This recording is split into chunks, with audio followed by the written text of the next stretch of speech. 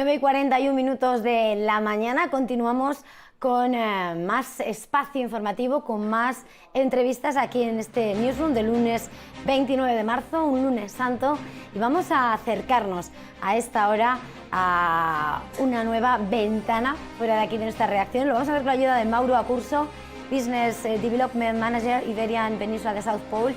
Mauro, muy buenos días. Hola, buen día, ¿qué tal? Yo querría, antes de nada, poner sobre la mesa, presentar, ¿no? A qué os dedicáis. South Pole ayuda a sus clientes, ¿no?, a abordar los impactos del cambio climático al tiempo que mitiga riesgos y crea valor en su camino a la sostenibilidad. Pero no sé si nos la podrías presentar.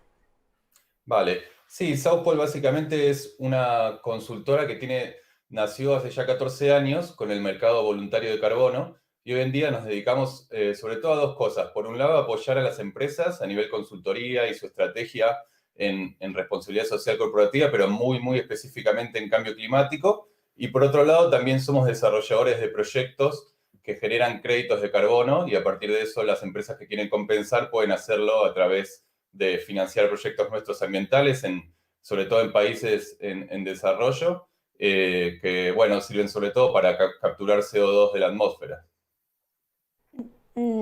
Tras perfilar un poquito lo que es vuestra actividad, ¿no?, vuestra esencia, no sé cómo podrías describirnos de alguna manera estas áreas que trabajáis, esas soluciones de sostenibilidad, ese binomio desarrollo de proyectos. Sí, un poco lo que nosotros llamamos el camino al liderazgo climático dentro de una empresa, nosotros lo resumimos en 5 pasos. A partir de esos 5 pasos tenemos distintas recomendaciones y un poco también nos sirve para clasificar nuestros servicios. El primer paso es medir, ¿no? Entender, por un lado, cuántas emisiones genera una empresa para una vez medidos de poder accionar y por otro lado, analizar bien cuáles son los riesgos y las oportunidades que el cambio climático genera para la empresa. Ese es el primer paso. A partir de eso, hacer la estrategia, establecer los objetivos. Hoy en día los objetivos, la mejor práctica internacional es que estén basados en la ciencia, ¿no? Que no sea un objetivo corporativo arbitrario, sino que esté basado en lo que se necesita, en el Acuerdo de París. A partir de eso, ya el tercer paso es reducir. Ayudamos a las empresas a mejorar la eficiencia energética, por ejemplo, mejorar en sus operaciones y en su cadena de suministro, invertir en renovables. Y a partir de eso, el cuarto paso ya es financiar esa acción, ya sea a través de estos créditos de carbono, ¿no?, para compensar la huella, como también en bonos verdes, ¿no?, en la emisión de deuda atada a métricas ambientales. Y ya el último paso es empezar a comunicar y ser transparente en todo este camino de descarbonización. Y bueno, a partir de eso volver al paso 1, volver a medir la huella y volver a empezar y siempre estar como en mejora continua para cada vez ser mejor y más eficientes en la performance ambiental. Camino de mejora continua que está señalando, ese horizonte de cero emisiones en 2050. No sé cómo veis realmente el camino hacia esa meta, ¿no?, hacia ese objetivo de cero emisiones.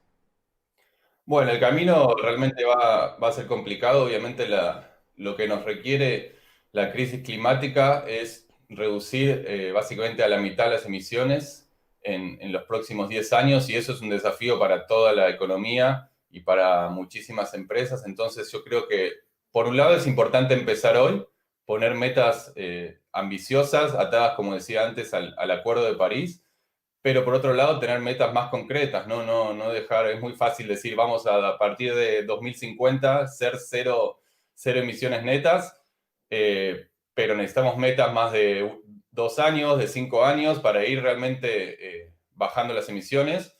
Obviamente yo creo que todo depende de cada industria, ¿no? No es lo mismo una empresa de tecnología que una empresa de acero. Hay empresas que tienen un desafío más grande porque justamente son muy intensivas en combustibles fósiles. Y así que en esos sectores es muy importante la innovación y eso, invertir en nuevas tecnologías, estar pensando también en nuevos modelos de negocio que cambien un poco esa dependencia a los combustibles fósiles. Pero bueno, el camino va a ser largo, pero sobre todo hay que empezar ya y no estar pensando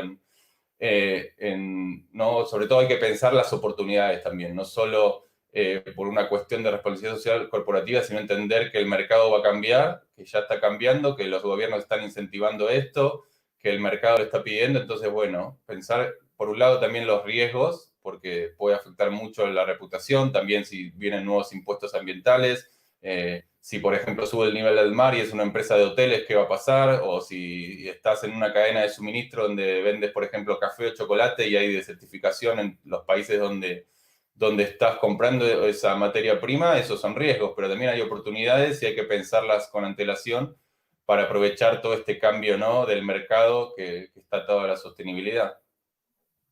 Exhaustivo, ¿no? Que está definiendo de alguna manera cómo en cada industria es diferente, pero al mismo tiempo apuntaba la importancia de 2050 está ahí, pero hay que poner unos retos poco a poco. ¿Cómo se debe definir desde... Ustedes trabajan como consultoría, evidentemente, supongo, en distintas áreas, ¿no? Como venía definiendo. ¿Cómo hay que definir una hoja de ruta para realmente avanzar en esos objetivos y no presentar cosas imposibles que al final además son castigados por el mercado? Porque eso sí que, bueno, se ha vigilado y ahora se va a vigilar más de alguna manera.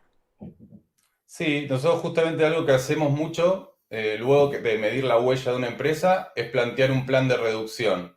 Ese plan básicamente es a partir de un objetivo que puede ser, por ejemplo, reducir 50% de las emisiones para 2030, mapeamos un poco y analizamos las distintas áreas de mejora, por ejemplo, eficiencia energética, y a partir de eficiencia energética medimos su potencial de reducción a partir de iniciativas de eficiencia energética y después medimos otro, por ejemplo, invertir en renovables. ¿Cuánto puede reducir la huella de una compañía si se invierte en renovables? ¿O cuánto se puede reducir la huella si se invierte en esto en cadena de suministro o en distintas áreas de operación dependiendo del sector?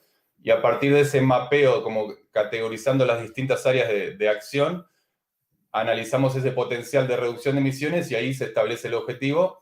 Y entonces eso permite a la empresa un poco más poder separar por partes el desafío, que lo hace un poco más abordable, ¿no? Porque si tú lo dices a grandes rasgos es como por dónde empiezo. Entonces nosotros le facilitamos esas áreas de acción y a partir de cada área, ¿no? Cada área de la empresa al mismo tiempo puede tomar sus propios objetivos por separado y ir tratando de ir hacia ese camino, hacia esa hoja de ruta de descarbonización. De esa forma es un poco más fácil estos objetivos intermedios, ir entendiendo los distintos desafíos y sobre todo los ayudamos del el análisis ambiental, ¿no? Que muchas empresas quizás saben, obviamente tienen información de sus propias operaciones y sus propias iniciativas, pero no entienden tanto el potencial de reducción de emisiones de cada una de ellas, las metodologías internacionales para medir el CO2. Entonces, eso un poco nosotros los ayudamos en ese camino. Pues habrá que estar, bueno, ahí está esa definición, ¿no?, de cómo tiene que ser esos avances para progresar, ¿no?, en esa reducción de emisiones. Mauro Curso, Business Development Manager Iberian Península de South Pole, muchísimas gracias por acompañarnos esta mañana en Negocios Televisión y feliz jornada y feliz Semana Santa. Gracias, igualmente.